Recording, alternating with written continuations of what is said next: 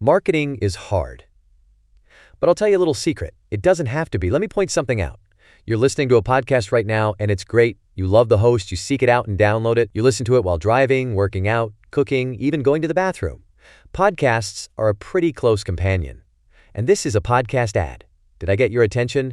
You can reach great listeners like yourself with podcast advertising from Libsyn Ads. Choose from hundreds of top podcasts offering host endorsements, or run a pre-produced ad like this one across thousands of shows to reach your target audience and their favorite podcasts with Libsyn Ads. Go to libsynads.com, that's Libsyn, ads.com today. What do you think about when you hear Tasmanian devil? Do you think about them in cartoons? Well, in today's episode, Androo Kelly of Trowunna Wildlife Sanctuary, he joins me. He's a world-renowned expert in the real Tas. Now, back in 1979, Trowunna was established on 70 acres in a biodiverse environment. They are the most successful breeding program in the world for the devils. Now, here is some really tasty tidbits. Tasmanian devils are carnivores, and they love to eat carrion. You know, those gross, smelly, decaying dead animals? Sound tasty? Anyways, did you know that they're marsupials and they have a pouch just like a kangaroo? And when they have babies, though, they have 20 to 30 at a time, but they only have 4 nipples. Now, we get into it, and it's a pretty crazy story. They're called devils because of these loud screeches they make and sound like really horrible howls. And back in the day, the locals thought it was some devil screeching, so Tasmanian devils they became. Now, except for zoos and sanctuaries, they only live in Tasmania now. They became extinct in mainland Australia about 3,500 years ago.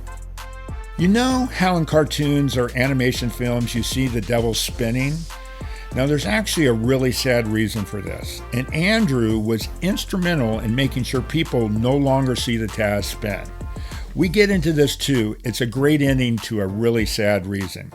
Androo, spelled with an R-O-O at the end of his name, has such a love for these guys, and his love carries over in his story. He just may have you spinning in circles, this time for joy. When you hear all about the amazing Tasmanian devil, I, for one, can't wait for you to hear this episode. For real, for real, for real, for real, for real, for real, for real, for real, for real, for real, for real, for real, for real. Got a bunch of furry friends and I love them all the same. I'm an animal lover, veterinarian is the name. Let's share some pet stories from heartwarming to strange, losses and gains, from wacky to insane. For real. You're now tuned in to For Real with your host, Mark Kyle.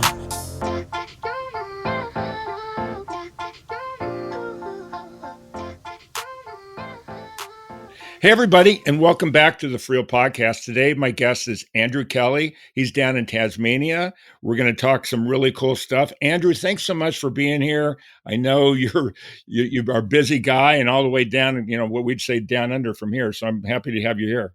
Oh, look, thanks, Mark. It's a pleasure to be on. Well, what I thought we would do is get into your background a little bit, you know, where you are in Tasmania, and just kind of go from there, and then we'll get into the devils after that. Okay.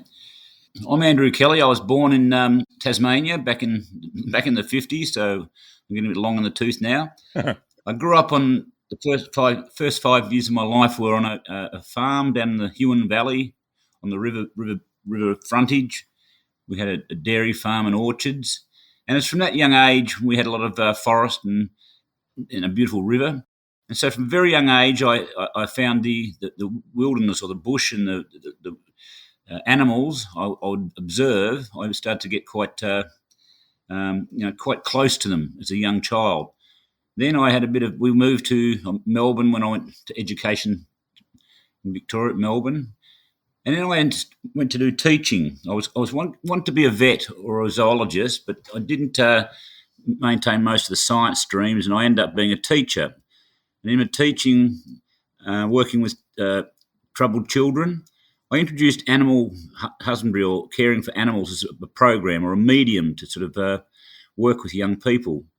And that then developed into a process where I ended up travelling. I spent nearly 18 months travelling through Asia.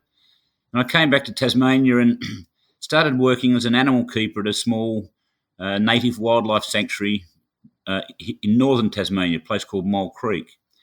And I just fell in love with it. I just knew I'd found exactly what I wanted to do in life.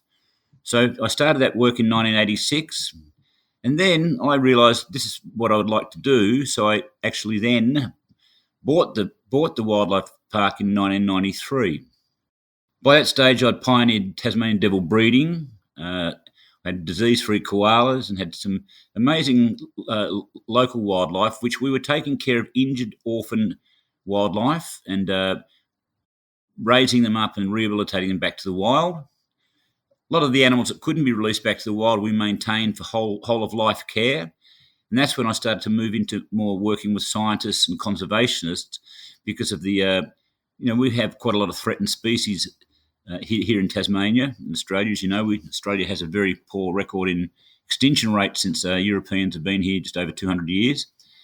And therefore I became very involved in conservation breeding programs and working with augmentation and reinforcement of wild populations of some of our animals, which we still do today.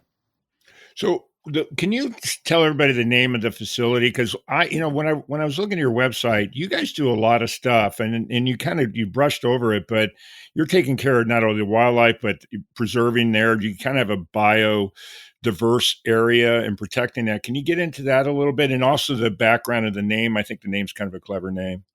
Yeah, well, it started off, Mark. It started off in 1979 as the Tasmanian Wildlife Park and Koala Village. Okay. I changed the name to Trowunna Wildlife Sanctuary in 1993 when I purchased the place because I want to reflect what we do, and that's work with our own local native wildlife. And Trowunna is an Aboriginal word that means heart-shaped home. And I just thought it was fitting that the work we were doing with our native wildlife, that name sounded more to what we do, really. I mean, and Tasmanian Wildlife Park becoming Trowunna Wildlife Sanctuary. I've got 80 acres with a little bit of mixed forest habitat, some grassland, wetland within that space. We sort of link into a wildlife corridor, which really links into the greater wilderness area of north central Tasmania, like near Cradle Mountain, the Walls of Jerusalem National Park, in this area, for example. Yet it's only if you were flying like a bird, you'd only be you'd hit the coast or the Bassian Plains and the north coast of Tasmania in about 30, 40 kilometres. So it's very central with east to west. And then we have a great range of native wildlife because of our location that naturally occur. Well, one of the things, you guys have a bunch of different things there. And of course, we're talking about Tasmanian devils, but there's a bunch of animals there too, the wombats and all that. You want to talk a little bit about those, what's there at your facility, and then we'll get into the devils and, their history and background and whatever else you want to do. Yeah, sure. Look, wombats, you mentioned, Mark. I think one of the first things people have trouble is getting their head around what a marsupial really is. We know they've got a pouch, but their whole structure, their whole sort of niche in the ecology is very unique. Now, wombats are almost, I'd say, like a giant. They're like a bear, but they're like a giant. In a way, they're like a rhinoceros, the way they live. But they're an animal that are very closely related to koala. Now, koala didn't make it to Tasmania because when we were still a land bridge between the islands, there wasn't the eucalypt forest growing across it, so the koala couldn't eat their way down to the island, which became an island. Whereas wombats are here. And wombats are a unique animal. They're the largest burrowing mammal on Earth. When I mean burrowing, their burrows go up to 20, 25 metres long. Wow. Got unique features they share with the koala. They're one of the only marsupials, the koala and the wombat, that don't have an obvious tail. They have a remnant of a tail, a tiny little, probably about an inch long, tucked in behind. You wouldn't know it's a tail, which shows their adaptation over time when they've lost their tail and become a burrowing animal, whereas the koala went up a tree. So there's a question whether the koala went up the tree or the wombat came out of the tree. There's a lot of mystery about our marsupials still. And the taxonomy, the koala and the wombat are very closely related. And one of the features they both share, they both have a very hard cartilage shield at the bottom of their back. It's like a plate, and it's a thick cartilage shield. The wombat uses it for defence, being a solitary aggressive animal, they use that plate to block their burrow so no one can get into them, and they'll thump that plate up against the top of the burrow and squash anything that's attacking them. Whereas the koala, having the same plate, uses it for a cushion because they're sitting on a branch of a tree all day long. They've got themselves a permanent cushion. Oh. That's another feature they share. Wombats are grazers. They're longer living. They live 12, 15 years, which is a longer lifestyle for a marsupial, which most of them have very short lifespan, which will come to some of the other species like devils. So wombats are one of our favourites, and they're probably one of Australia's favourite character animals, but very little known about, and very few facilities worldwide are able to manage wombats because they're a difficult animal to manage in a captive zoological context. But I've had a breeding program with them for many years now and a rehabilitation program. One of the things I read about you guys too, not only them, but you had the best breeding program for devils in the country as well too, right? Saying earlier, Mark, I got interested in no one was breeding these animals, and we want to learn a lot more about them through their whole life cycle. The best way to do it is through breeding, breeding and seeing a whole life cycle and seeing that. So I started breeding devils back in the mid-1980s, and then, of course, all of our programs are based on scientifically based stud book breeding or mean kinship breeding. And so I started the breeding program with devils back in that time. And then coincidentally, by the time the devil facial tumor disease, which was a horrible disfiguring disease that started to affect the wild population, as noticed by some researchers in situ back in the early 2000s, and initially it was modelled that disease may lead to the extinction of the species within 25 years. Right. So my breeding program was then utilised by the industry and by the government and by the universities to expand an insurance program throughout Australasia with a certain amount of good zoos that took on the task of breeding them. So I was lucky that I'd been breeding devils for 10 generations up to that point, and then was able to share that experience and knowledge so we could have a secure, a genetically viable insurance population in captivity, which we still manage in the state of Tasmania. Well, we've jumped a little bit, but I want to get into the tumor thing because it's a cancer, and I'm really fascinated by it. It's contagious, which is rare for cancer. It's the only cancer that's contagious. Is that true? Well, I think there's dogs get a contagious venereal cancer, I believe. But yes, it is very unique. It almost acts like a virus rather than a cancer.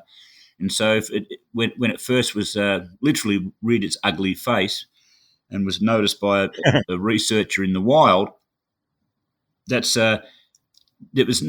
took a little bit of time to work out what was actually happening, what the vector was, that it was contagious. It's contagious in that, say for example, I've got that tumor cell in my mouth and I bite you. Now normally, say if I bite you, your immune system would respond to that foreign cell in your body. Right. But the mystery was with the devil, when the devil had the tumor in its saliva, bit another devil, the devil was bitten, its immune system didn't recognize the foreign cell.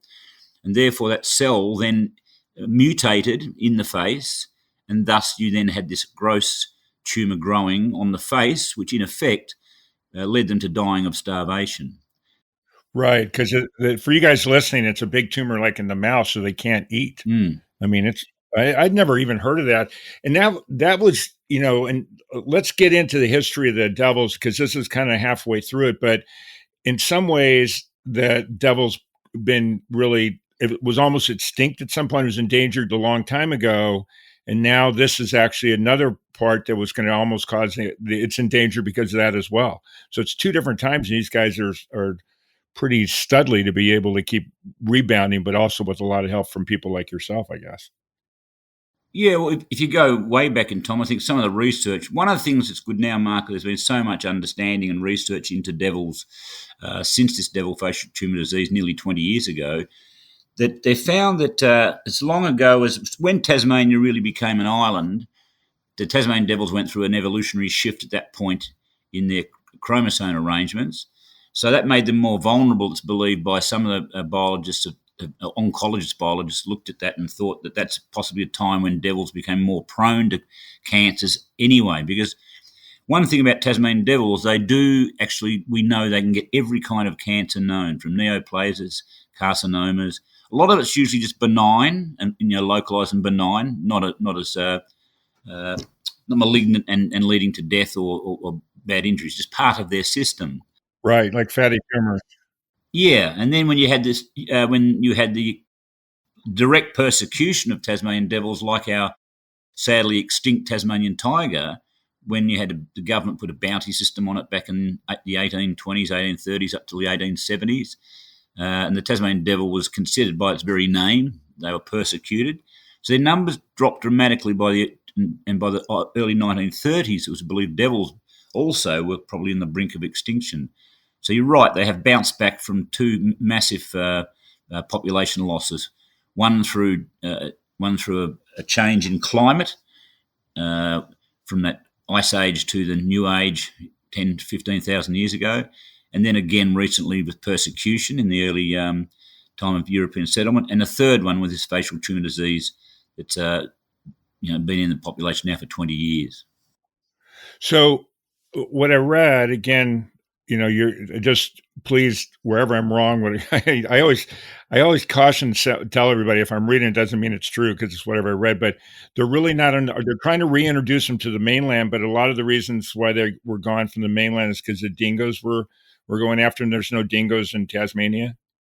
Well, that's what the science says. Two reasons as the devils disappeared from the mainland of Australia.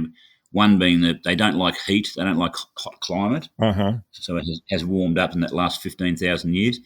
And then, as you mentioned, then the dog or the dingo arrived in Australia probably about 5,000 years, they agree, that when the dingo was bartered into the northern Aboriginal tribes, first time that there was a social pack hunting carnivore on the Australian mainland, and that's where the dingo would have outcompeted the Tasmanian tiger and the Tasmanian devil from mainland. That's what's the accepted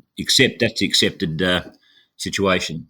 So the name, because here in the U.S., I'm going to use U.S. You guys, from Australia, we're going to know a little bit more about Tasmanian devils than we are, I would assume. But here in the U.S., most people know them from cartoons and things like that. They really don't know much about them, and they sound like these very fierce animals, but they're not that fierce, and the name is actually for a specific reason. Can you kind of go into the history of that and how big they are and what their personality is like and all that kind of stuff? Oh, look, they're a fascinating animal, Mark. Firstly, the concept of the devil. Yes, the sounds they make. They have some amazing vocal calls, 14, 15 varying vocal calls, leading from just a little ruff, ruff, ruff, ruff, up to these very loud growls and screams. And, they do sound quite very scary if you'd never heard them. So I think that concept, the sound. Then the next concept is, if you see the head of a devil, it's quite triangular shaped with big bright red ears. They go bright red ears and huge big teeth, canines sticking out when they're each about 3 years of age. So they have that sort of devilish look about them, and the noises and the sound they make. And then, of course, the next part of it, when you see them eating their food and crunching through bone and eating everything, leaving nothing, we believe people might have used the term, what a devil of a creature, what the devil's that? And then it became known as the Tasmanian, the Tasmanian devil. But even taxonomically, it's known as Sarcophilus harrisi these days. But it was originally registered as Sarcophilus satanicus. Really? That literally means Satan's meat eater. So, if you name an animal that, it's not going to have a lot of fans, I don't think. And so people have this image because they can growl and fight and, very, as I said, noisy. But they're really a timid animal. They're a timid animal that would prefer to avoid confrontation than have confrontation, because they learn when they're young they have got the most powerful jaws and sharp teeth, but they're bone-crushing bites. As youngsters playing, brothers and sisters and siblings playing vigorously, they learn the power of their jaws and teeth at that young age, so they know what they've got in their, with their face. So they'll do their best to avoid serious confrontation. So I call them confrontation avoidance specialists, actually. And the name, the Tasmanian devil, the devil of a creature, the Tasmanian devil, because they are only found on the island of Tasmania. Now, they're not a very large animal. I mean, the largest males we get is 12 kilogram, but they're stocky, short-legged, almost, let me compare them to say, well, not to compare them if you want, like wolverines or a pit bull or something along those lines. Really Right. stocky, solid animal, big, strong head with a funny gait. They've got very stiff approach to them. So 12 kilograms is a big male, and female is about, they rarely get bigger than 10. So, and their front legs are bigger than their back legs, right? They appear, well, the back legs look like a lot of the marsupial back legs that almost are kangaroo-like. Oh, cool. You know what I mean? The front legs are just like little front legs, whereas the back legs, they can sit back on them like a kangaroo and use both. When you guys have accidents down there, they have this thing called the jaws of life. Yeah. And that I'm kind of thinking about, even though it works the opposite way, I'm kind of thinking their jaws are kind of the jaws of no life is what they have. It's kind of funny. I was thinking about that. So one of the things, and we talked about this before, but I want to get into it because they have a pouch. They only have 4 teats, but the litter or whatever they call that can be up to 20. And one of the things I read, and I want to really get into this, the babies are the size of like a grain of rice, and they crawl away. They can crawl at that size. Can you kind of go into that? Because I'm completely confused by it. Yeah, it's one of those aspects of marsupialia which is hard to comprehend. First, we've got to get our mind into the concept of what is a marsupial compared to us eutherians and our dogs and cats and sloths and any other animals that you can think of. The eutherians. The marsupial is a very different animal. Firstly, I'll get into it, but science used to say eutherians are the most advanced form of mammal life, and that marsupials were like a secondary. In more recent times, there's a lot of scientists who actually think that marsupialia is a much more efficient and is probably the pinnacle of mammal, because it's in effect they have 2 births. So a mating, so Tasmanian devils mate. There's a season. They only mate they only breed once a year. It's usually in the early autumn. They'll mate. Very short gestation period compared to eutherians. Like Tasmanian devils, gestation period for the females, 15 to 21 days. Wow. 15 to 21 days. About 18 days, we say average, to 21 days. That's very quick. Then the birthing process, when the female gives birth, it's like almost the eggs going to the sperm going to the egg. Yeah. Because what happens, they're born 3 millimeters in full size. That's much smaller than a grain of rice, but it's written down in documentaries and books and things. If you read this and say, it's a grain of rice, it's so people can actually get the image of something very small. But it's actually smaller than a grain of rice.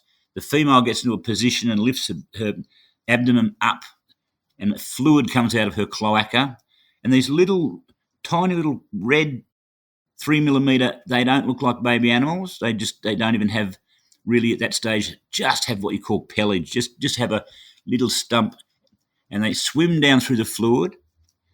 And the first 4 that make their way into the pouch and attach to the teats will be the ones that have the opportunity to grow. The others, and you got to have this concept of 3 millimeters and not like a baby animal. Right. The mother then is able to, because the ones that get to the teat fuse on the fluid between the teat and the mother, the little ones where the mouth is, fuses, so it can't fall off for about 6 weeks. But so the mum can then clean her pouch, and that's what happens to the rest of them if she has, say, 20 of those tiny little embryonic things climbing down or swimming down through the fluid. So and then they grow, and there's like a second birth when they leave the pouch. And when they leave the pouch at about the same stage as us eutherians are giving birth to a baby. So now that makes more sense, because I was trying to figure out, because they said, well, the first ones have to get there fast or they'll be eaten or something will happen to them. And so when they attach to the teat, is it almost like the way when it fuses, is it similar to almost like an umbilical cord sort of? Yeah. And some of the early naturalists or biologists, where they coming across marsupials for the first time, they might look inside a kangaroo's pouch and see this tiny little pink thing on the teat. Right. Now they pull it off, and of course it'd be hard to pull off. And then they'd leave a little bit of blood or something. And initially, it was believed that marsupials gave birth directly into the pouch. Oh, that's so cool. So there's devils, that 20 to 30, because others don't do it. The dasyurids, the carnivorous marsupials do it. And the mystery there is a lot of the science is based on reproductive biology driven by multi-siring. So in that pouch that the female's got 4 young, there might be 2 different fathers to those 4 young. Right. That makes sense. I may have mentioned this. I did an episode about porcupines, and they only keep 2, and they sometimes have litters of 3, but only 2 survive. And the way they explain it is alpha, beta, and the third one's a gamma. And the gamma doesn't survive. It's a strong survive, and the rest don't. Similar. So how long does it take? So once they've detached from the teat, and now they're like little babies at this point, real babies, versus embryos. Then what happens? Do they live in the pouch at that time, or are they now living in a nest, or how does that work? So the little joeys we call baby devils, or baby marsupials are called joeys. So little joeys born at that 3 millimeter size, embryonic, attached to the teat, and they grow rapidly. And at that stage, of course, for the first 10, 12 weeks, they're permanently attached to the teat. They come off the teat when the mum's sort of lying and having a sleep. And then about 15 weeks of age, they start to get fur and play. The eyes are opening, the teeth are erupting. The mother then leaves them in the den as she goes out at night in search of food. The little ones then build these little holes within the den site where they can hide in case a big devil, another animal, comes in to try and eat them. And the mother, when she comes back from her nightly foray for food, she'll call them, makes a little arf, arf, arf sound, and they wait till they hear that call from the mother before they come out of their little hidey holes. Now, the next stage of their development, they ride on mum's back, they're playing with each other, wrestling and fighting and biting. But 20 weeks, they're starting to show their first weaning sign. And then they're not independent from their mother up until about 40 weeks of age, when they're at that stage, the mother will just leave them behind and not come back to the den site, or they just start to explore further and further away themselves. And so by 40 weeks, they're completely independent from the mother.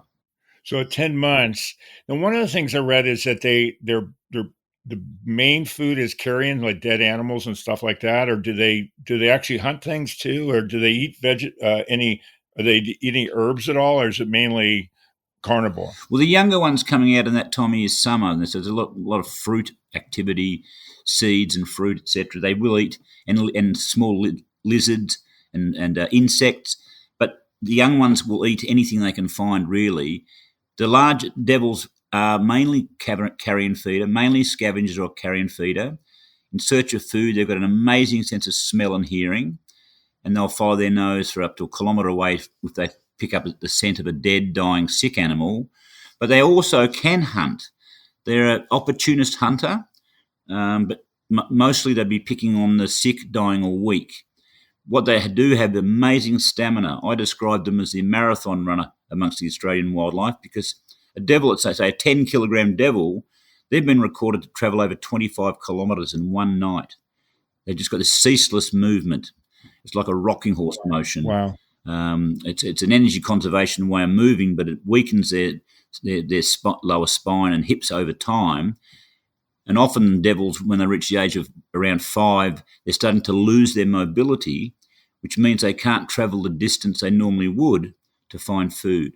One of the things I read too, that when they're younger, that they're really good. They can climb trees really well, and they're good swimmers. But as they get older, that's probably what you're talking about. They can't climb the trees, so it's a way for the young to get away from the older ones. Yeah, that's true, and it gives the young one a bit more opportunity to get birds' eggs and insects and things in trees. But also, you're right, to avoid potentially being preyed on by a larger devil. But they're much faster. Young devils are much faster. Up until about 3 years of age, devils are more lithe and fast, and they lose that mobility and get quite larger bodied by about 4 or 5, and they only live about 6 years in the wild. How long do they live? In the wild, they live 5 or 6 years, a very short-lived species. Wow. One of their cousins, which is an animal called the dunnart or Antechinus, the males only live for 10 months. They reach sexual maturity, mate, then die. So that's the edge of survival. They're very small members of the same family as the Tasmanian devil. Then other animals are quite known in Australia, the quolls. The quolls are very closely related to Tasmanian devils. They also have short lifespans, 3-4 years of age. So devils actually are the longest lived of the carnivorous marsupials at 5 or 6. How long does a kangaroo live? They live a lot longer than that, don't they? Yeah, kangaroos can live up to 20 years. Huh. But generally speaking, 15, lifespans 12 to 15. Yeah, I was really surprised. You mentioned this earlier, but I was surprised. I didn't realize that all the babies are called joeys. Yeah. I knew kangaroos were called joeys, but I didn't realize that that's pretty. Is that with all marsupials? Yeah, it's a generic term. Yeah. To describe all marsupials, interestingly, except the monotremes. Now, a baby echidna is known as a puggle. A puggle. I like that name. Yeah, it's a cool name, but it's funny. You got a puggle for an echidna, but we don't have a name necessarily for a baby platypus, which is the other monotreme. Right. They're just called baby platypus. We thought they should be called woggles. And how fast are they when they run? Tasmanian devils? Yeah. Not very quick, 13, 14 kilometres per hour.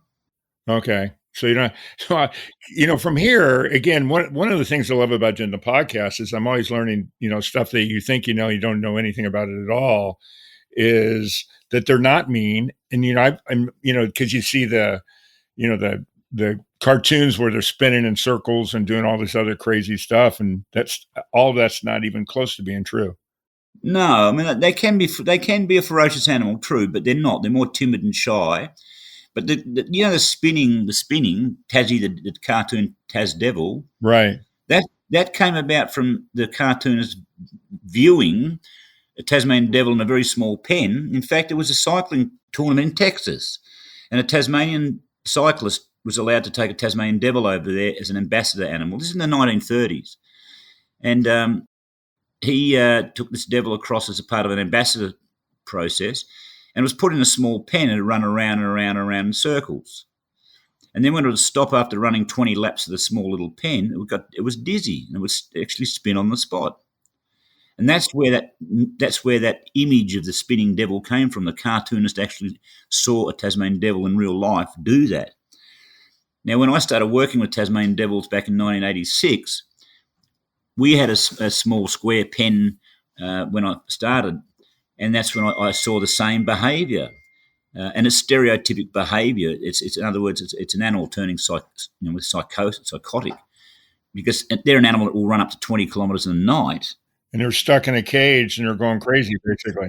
Yeah. So one of the first things I was able to do was for the whole industry worldwide was to increase the whole spatial requirements for Tasmanian devils into bigger, much bigger pens, and not just necessarily square shaped. Changing the whole environment for them, and it changed. We never ever saw that behaviour again, and I'm pleased to know that that's part of the work I've done over the years, is to make sure no devil in captivity is not living in a proper environment. Well, that's good to hear, because it just sounds like without knowing, the typical human thing, we mistreat these animals and they're going crazy and we don't even know, and we're thinking, we'll just make a cartoon about it. Yeah, well, that goes back to the time when zoos were just places to have animals to show, collect animals and show people, not really and make money. Yeah. Well, yeah, I don't even think about the making money. I think it was more of as you said, the human trait, or the zoos or captive animals for goes. It's an ancient human behaviour. It used to be almost a sign. If you look at all the animals that were taken to the European zoos in the early days to show them, right, almost showing dominion over the animals, whereas these days good modern zoos are actually quite the opposite. Right, exactly.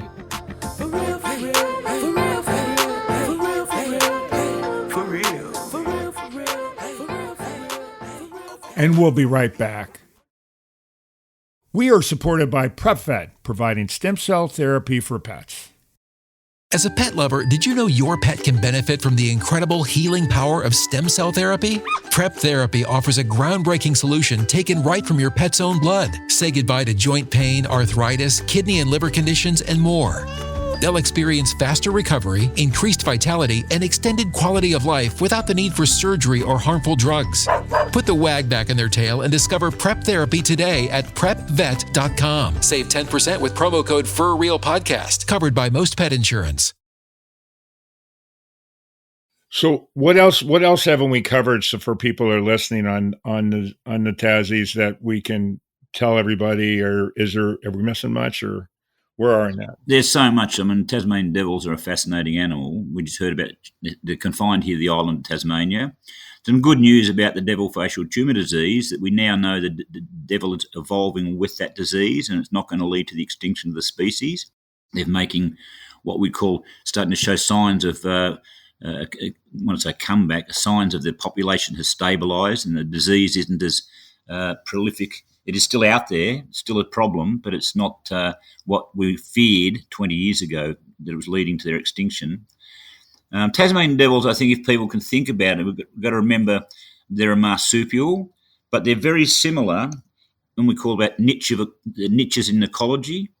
They play the same role as, say, a wolverine, as a hyena, as a honey badger, and as the raccoon dog or tanaki. So those 5 animals, although they're nothing related to each other, they play the same role within their environment. So that's where you can see the Tasmanian devil's role, similar to those other animals I mentioned. Did I read, and this may have been another animal, their closest relative is it's like an odd thing, like a hippopotamus or something? Did I read that about them, or is that something else? No, the devil's closest relative are the quolls. The quolls. Quoll. Can you, while we're doing that, can you talk a little bit about the Tasmanian tiger, the thylacine, or however you pronounce it, a little bit? Because I know it's extinct, but The thylacine? Yeah, they're fascinating looking animals. Breaks my heart thinking about them, because I would love to believe they were still there, but I'm sadly have to accept that they're not. Tasmanian tigers, or thylacine, they'd only be about knee high. They weren't a very big animal either. But they had such a stiff gait, they wouldn't have stood a chance against the dog. Now, the thylacine or Tasmanian tiger was called that because it's got the stripes on its back, like black stripes on a fawny brown body. Right. And that was used for camouflage. The Tasmanian tigers could sit up like a kangaroo. Kangaroos were their main food. They lived mainly in the open grassland area, not in the deep, deep, rugged wilderness of the southwest, which most people think Tasmania may still have tigers in that area, but we assure you they couldn't. They need open ground to pursue their food. Similar to the Tasmanian devil, they had an amazing stamina and the ability to just dogged pursuit. Just dogged pursuit, just follow, weaken animals and then hunt them. But again, they weren't a pack animal. They lived in pairs. So again, they were very easily, I think people underestimate there was actually dogs probably were the final straw for Tasmanian tigers. Right. Well, the devils too. And devils, you're right. But although devils have coped and survived, but of course, there was a bounty put on the Tasmanian tiger back in the day because of the very name tiger. And the first sheep that were coming to Tasmania initially weren't adapting very well, but the farmers were paid for any sheep that died if it was a Tasmanian tiger. So there was a bit of shenanigans going on there, claiming it was tigers killing everything, but it wasn't. They were the first generation or two of sheep weren't adapting so well. So the government put a bounty system on the Tasmanian tiger. And at the time, in the 1820s, 1830s, that bounty was worth the equivalent to a month's wages. So you can imagine there was an extra incentive and motivation for people to try and kill Tasmanian tigers. It's believed that they were, by the late 30s, they were heading towards extinction. They were declared extinct in 1996. 1996, actually, 1996, which is 60 years after the last one that was known in the wild. And normally it only takes 50 years for an animal not to be able to be located in the wild before it moves to extinction. And there's still a lot of people that believe they're out there. There's a lot of Tasmanian tiger themes down here. Yeah, because I thought I read something, and this is probably in the last year, they thought somebody had thought they'd seen one in the wild, that they thought it may not be extinct at this point, that there may be some out there. There's been a lot of sightings over the years, or suspected sightings. But interestingly, in the last, I'd say 10 years particularly, you're getting less and less and less and less, and no reports anymore. Yeah, it's like Loch Ness Monster. Well, yeah, but the Loch Ness Monster, as far as we know, we know the Tasmanian tiger's real. Yeah, that's true. That's true. So for people that want to find out about you guys and all that, can you kind of give your website address, social media, and all that, so people they've got more questions, they can maybe reach out to either you or somebody at the facility? Sure, mate. Trowunna, Trowunna, Trowunna Wildlife Sanctuary. It's in a place called Mole Creek. Now, Mole Creek's a beautiful little area up in central northern Tasmania, as I mentioned, on the way to, we've got the Western Wilderness and the Great Western Tiers, Cooper and Yarra, the country. We've got, as I mentioned, the websites, Trowunna. If you just look up Trowunna, we have website and all social media there, and it'll show you, give you a good look at what we do. We open every day of the year except for Christmas Day. We do the interactive tours, so it's a very immersive, interactive experience in my wildlife sanctuary. So you're actually immersed in with the wildlife, because we've got our own native wildlife in their own natural environment. It's actually, I've got a wide variety of about 35 species, 450 different animals, but all Tasmanian, all purely native Tasmanian animals. I used to have koala, but I gave my koalas away just because of the disease with the devils. I had to really increase my devil management. Sure. But I've got currently 55 Tasmanian devils, for example. We've just doing breeding. We have to send some devils off to other facilities as part of the insurance population coming up soon. We've been involved in some great documentaries, with Jack Hanna, the great Jack Hanna. I worked with Jack Hanna several times, very good friend. Jeff Corwin. Jeff Corwin's been down a few times to do some film for here from America. I've done a lot of work with Discovery, Nat Geo. That's another way we can get our, and look, talking to you, Mark's great. Any way we can get our message out and have the opportunity to talk about what we do in conservation, education, and experience. Most people that come to Trowunna always leave with a smile on their face. We're a happy place. We don't focus on everything. When you look at things and you think there's no hope, but we're very optimistic with the work we do in restoration of habitats and protecting and augmenting and reinforcing wild populations with animals where their numbers are dropping. Working very closely with, as I mentioned, other science, biologists, universities. But we're a very small. It's a very small business with only 10 employees.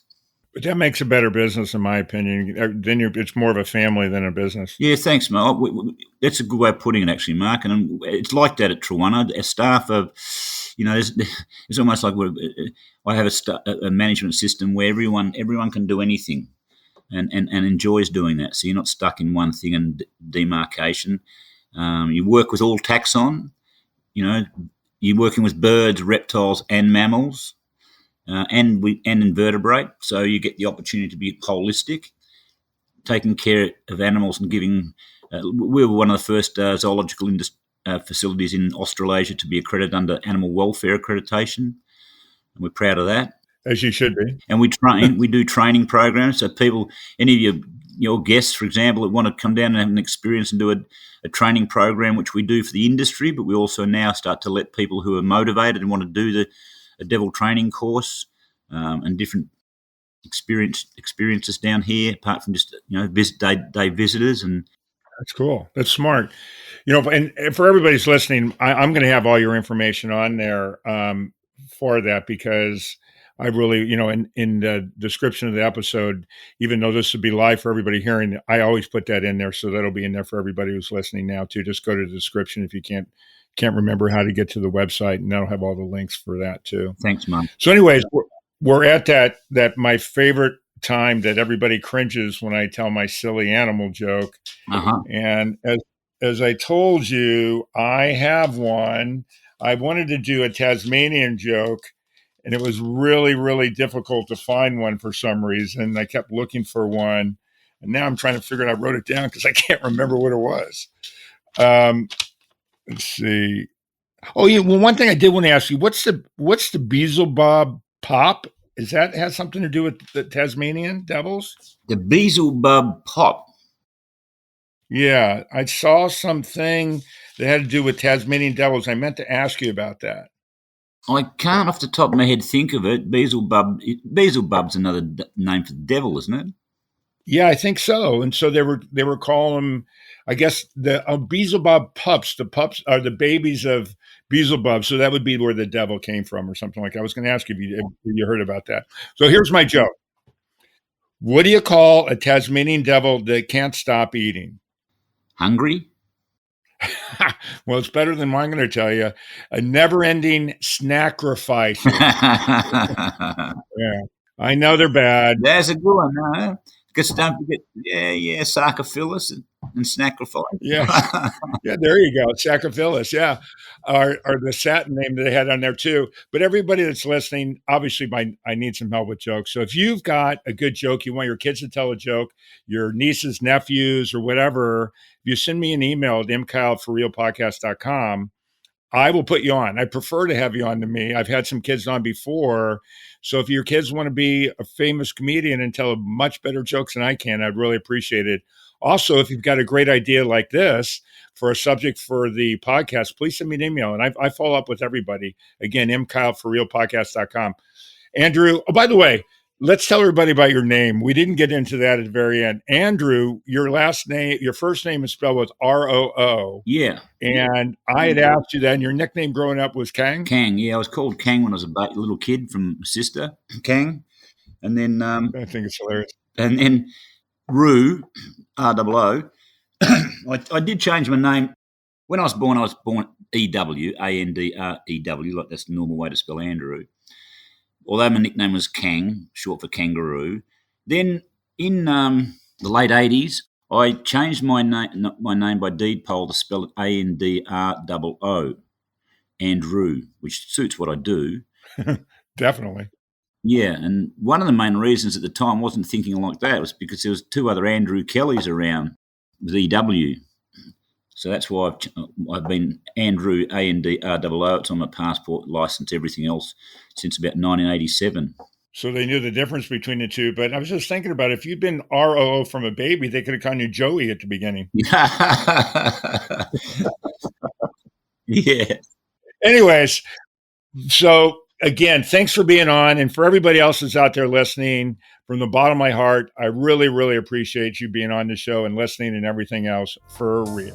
That concludes this episode of For Real with your host, Mark Kyle. For previous and future episodes of For Real, listen via all major podcast streaming sites.